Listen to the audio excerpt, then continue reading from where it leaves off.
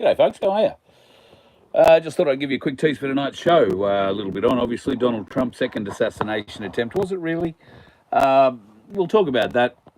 We'll talk about quite a few things tonight, actually. There is some radical stuff going on around the place, but probably one of the big ones you may or may not be aware of at the moment is current price of silver and gold. Now, currently broken through the $600 US dollar barrier, making it over $3,800 an ounce gold. And silver has finally got that little spot we're talking about now on the show for a little while. Over the weekend, it's jumped up $4 or thereabouts, 3 and a bit. So I hope you're managing to take some of that advice and get yourself some silver last week or the week before, or maybe last month or the month before.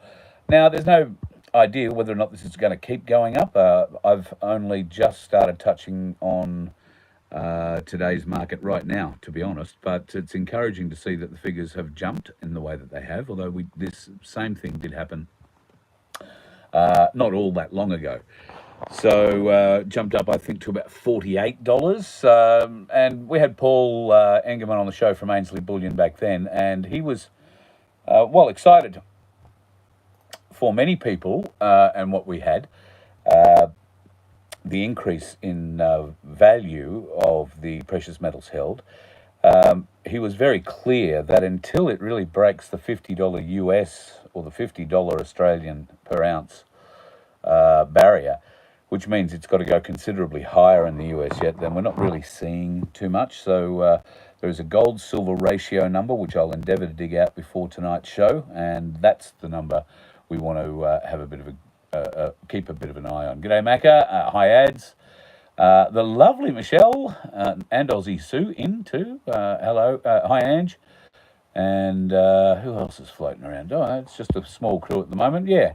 So keep a bit of an eye on what's happening with gold and silver markets, and if you can, go to ainslebullion.com.au. I would be buying some if you have the opportunity. We will talk about the second Trump.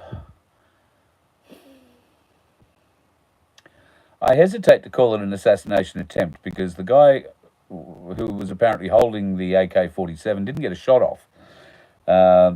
He actually drove off and was apprehended somewhere down the track by Secret Service, who did get a lot of shots off, but didn't seem to hit him.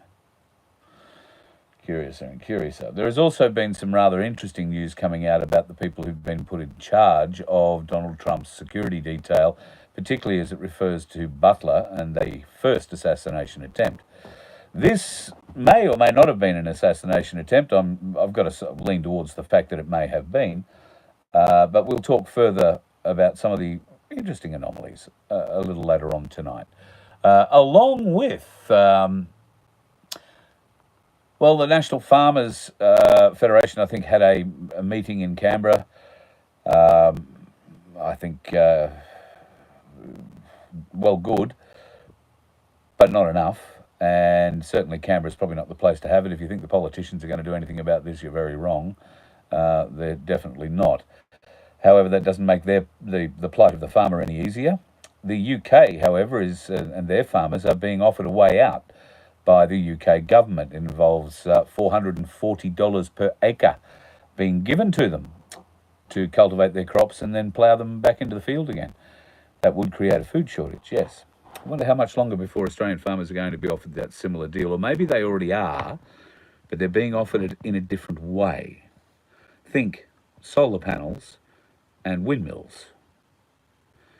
The good farmland that would have been ploughed and used to grow food, crops, animals, fed, beef, lamb, can't be put on that land, or at least not in the numbers they used to be able to.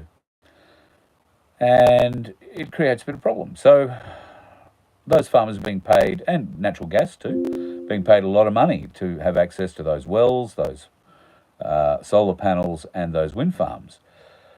So we'll talk more about that tonight too. So coming up tonight's show around about 6:30, and I look forward to seeing you there for the Voice of Freedom. Hopefully your day and your weekend has been pretty good.